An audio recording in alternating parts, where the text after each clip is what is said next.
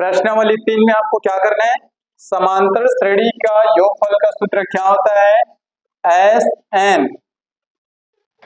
ये किसको प्रदर्शित करते हैं, किससे प्रदर्शित करते हैं, एस एन से, एस एन। और इसका सूत्र क्या होता है, एन बाई टू इंटू में क्या रहेगा, 2a plus n minus 1d। अब कुछ आपको थोड़ा याद करना है, इतना बस, ये देखना ध्यान से, इतना आपको कुछ दिख रहा है, समझ में आ रहा है।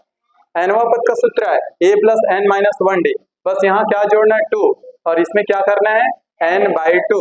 वास्तव में क्या है, ये 2 से 2 कैंसिल हो जाएगा, समझ में आ रहा है ना। गुणा का संबंध है, ब्रैकेट है मतलब गुणा का संबंध है, 2 से 2 कैंसिल होगा, बस एक चीज और जुड़ गया है, ये n, ठीक है ना। तो इसको याद रखना, समांतर श्रेणी का योगफल का सूत्र होता है एस एन, n बाई 2 बराबर में क्या हो जाएगा, n by 2 2a plus n minus 1d। लेकिन इसी का एक सूत्र और होता है, ठीक है ना, वो कब की कंडीशन में लगता है, ये ध्यान से देखना। तो ये होगा n बाई 2 और इधर होगा a प्लस एल, ये, और जहां पर l क्या है, अंतिम पद। ये दोनों सूत्र बस आपको याद रखना है, ये वाला सूत्र आपकी कंडीशन के अनुसार लगेगा, फिर बाकी ये वाला सूत्र तो सब में यूज होगा भाई। याद हो गया क्या, दोनों फार्मूला याद रखोगे फिर बन जाएगा भाई, ठीक है। चलिए तो फिर प्रश्न देखते हैं, एग्जाम्पल नंबर 14, मिटा दूं इसे, चलेगा ना, ठीक है। चलिए एग्जाम्पल नंबर 14, इसमें देखना ध्यान से क्या लिखा है आपका, समांतर श्रेणी 5 1 ऋण 3 के 17 पदों का योगफल ज्ञात कीजिए। कितने पदों का, 17 पदों का योगफल, यानी कि n का मान कितने हैं, 17। तो सबसे पहले जो दिया है उसे लिख लेते हैं, ध्यान से देखना।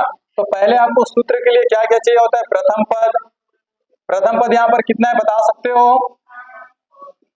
5।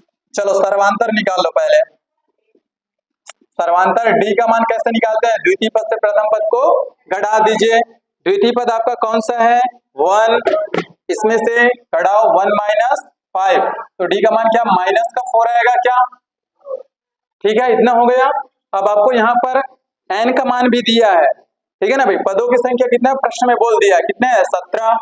ध्यान से देखना, पदों की संख्या कितनी है, 17, यानी कि n का मान कितना है, 17। अब आपको योगफल का सूत्र लगाना है, इसलिए समांतर श्रेणी का योगफल, समांतर श्रेणी का योगफल, और इसका सूत्र अभी आप लोग पढ़े हो, क्या होता है, एस एन बराबर में क्या होता है, n बाई 2 इंटू में 2a plus n minus 1d, क्या इतना होता है क्या।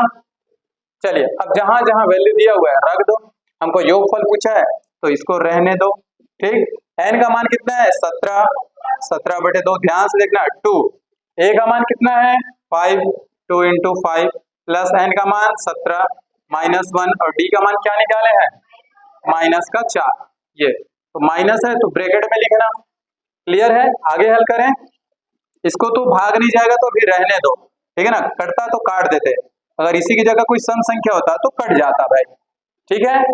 चलिए अब 2 और 5 का गुणा करो, कितना होगा, 10, 17 में एक जाएगा, कितना बचेगा, 16, 16 का 4 के साथ गुणा करेंगे कितना होगा, 64, 16 चौक 64, लेकिन ये प्लस में है ये माइनस में है, तो क्या हो जाएगा, क्या माइनस का 64 आएगा क्या, इतना लिख दूं चलेगा। आगे हल कीजिए, अब इसको पहले हल कर लो, घटाना है तो घटा दीजिए, तो 17 बटे में 2, चलो तो घटाओ कितना आएगा, क्या माइनस का 54 आएगा क्या, भाई 64 में 10 घटा दो, माइनस का 54 आएगा। अब क्या होगा, 2 से डिवाइड होगा, 2 से डिवाइड होगा, 54 कटेगा, 2 से कितने बार में कटेगा, 27 बार में, और माइनस है तो माइनस रहेगा, हाँ।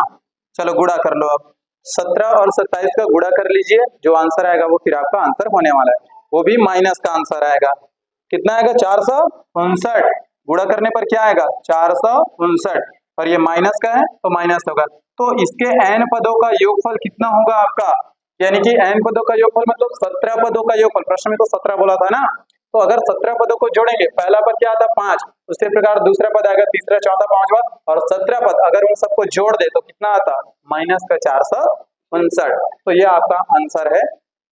समझ में आया क्या, एक आध प्रश्न और देखिए, अतः करके लिख सकते हो फिर, अतः समांतर श्रेणी के 17वें पदों का योगफल -459 होगा। नीचे में पता करके लिख लेना भाई, चलेगा ना। अगला प्रश्न देखें आप, क्या करो।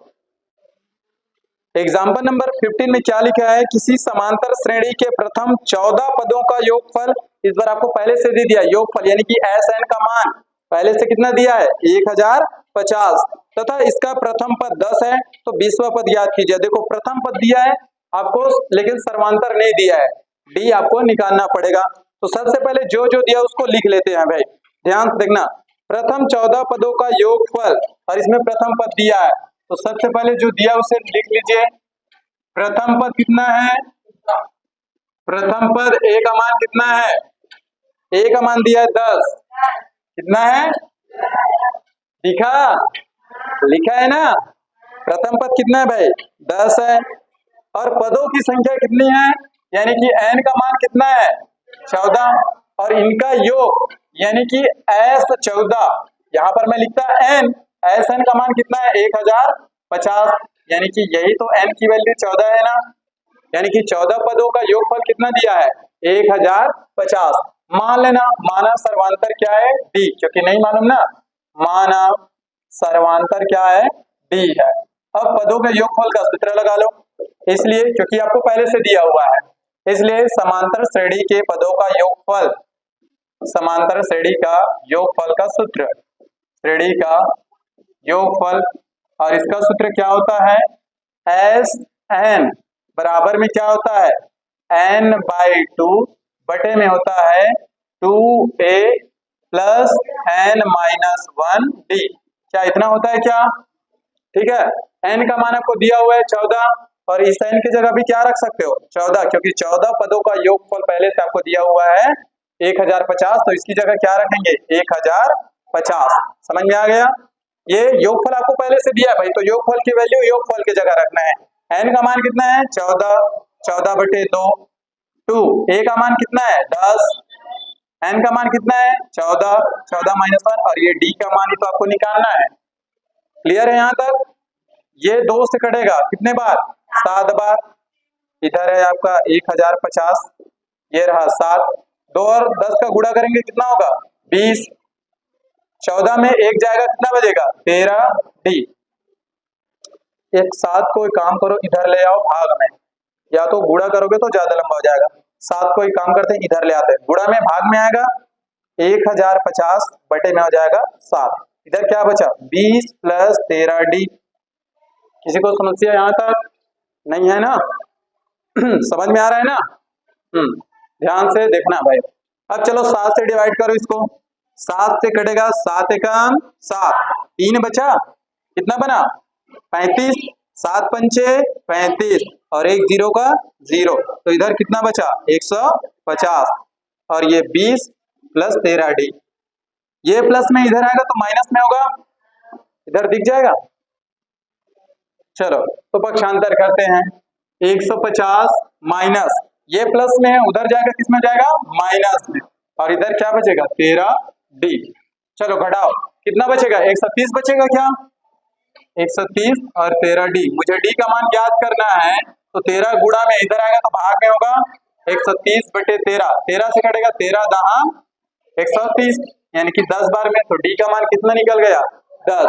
अब आपको पूछा क्या है प्रश्न में 20वें पदों का 20वां पद ज्ञात कीजिए, तो आपको अब देखो पद निकालने के लिए या तो a चाहिए और d, दोनों आपके पास है, a का मान 10 और d का मान भी 10, निकाल लीजिए। इसलिए 20वां पद, और 20वां पद को कैसे लिखूंगा, क्या a 20 लिखूंगा क्या, nवां पद होता है तो an लिखते थे, 20वां पद है तो a 20 लिखेंगे, ध्यान से देखना।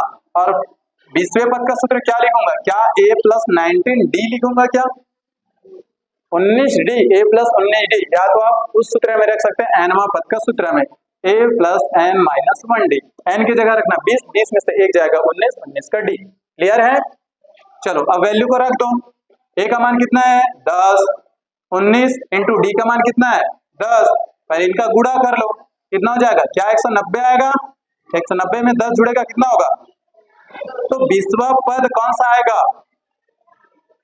ये रहा आपका आंसर, 20वां पद आएगा 200।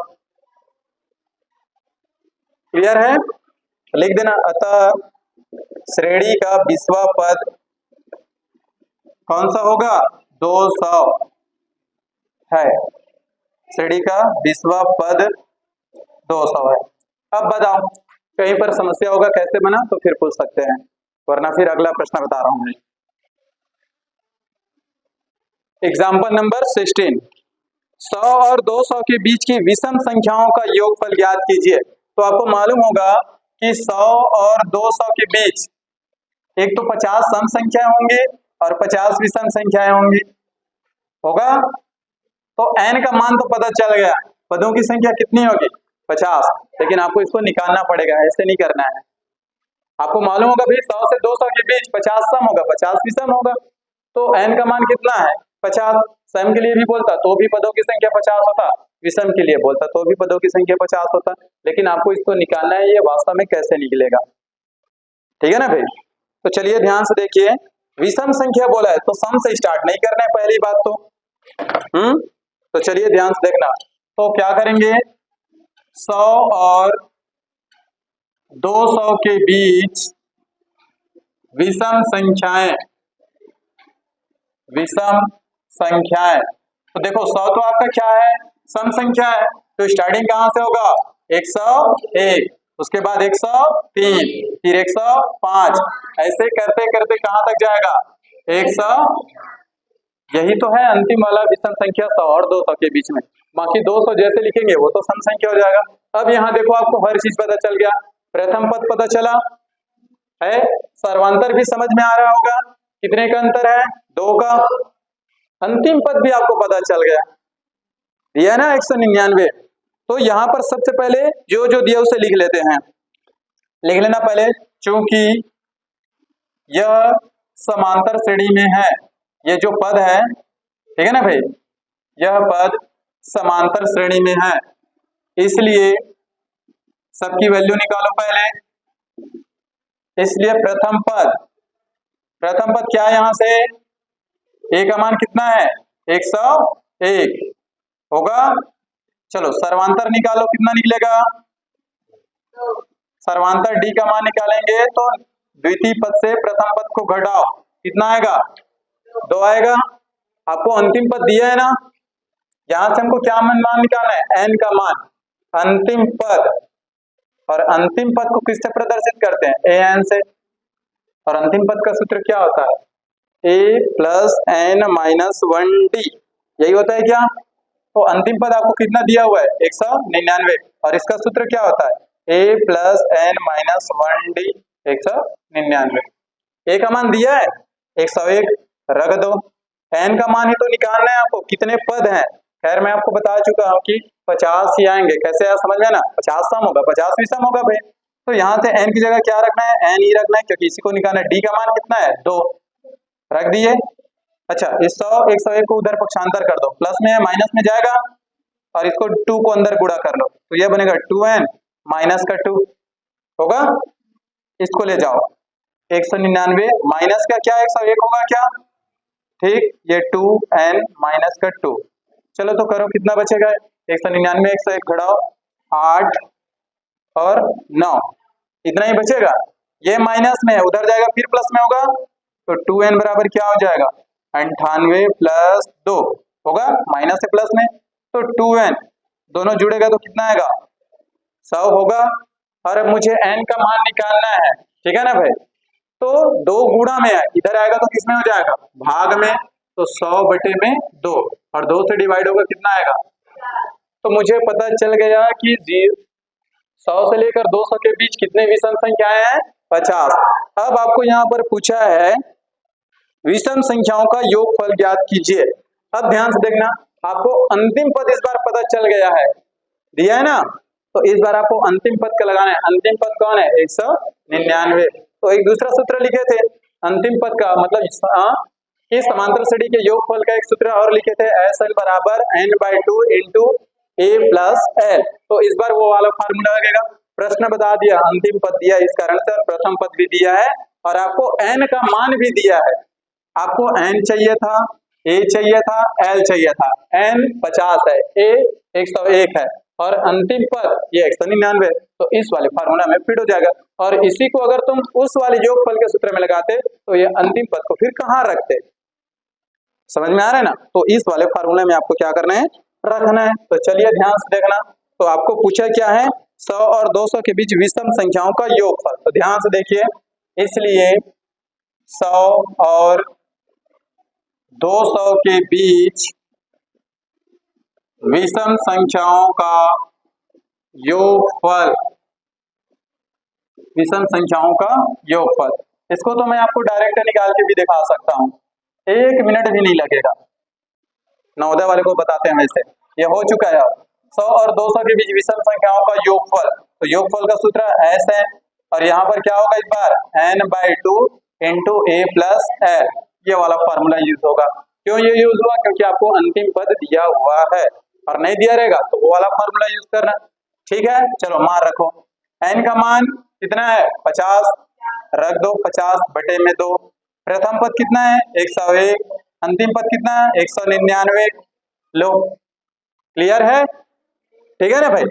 2 से कटेगा कितने बार, 25 बार कटेगा, इंटू इन दोनों को पहले जोड़ लो, 101 और 199, क्या 300 होगा, क्या होगा भाई, 100 और 100 200 और 99 एक और 100, 300 बन गया। अब इनका गुणा कर लो, 25 दिया कितना होता है 75, और 0 का 0 0, तो ये रहा आपका आंसर। तो 100 और 200 के बीच विषम संख्याओं का योगफल कितना होगा, 7500 होगा। क्लियर है।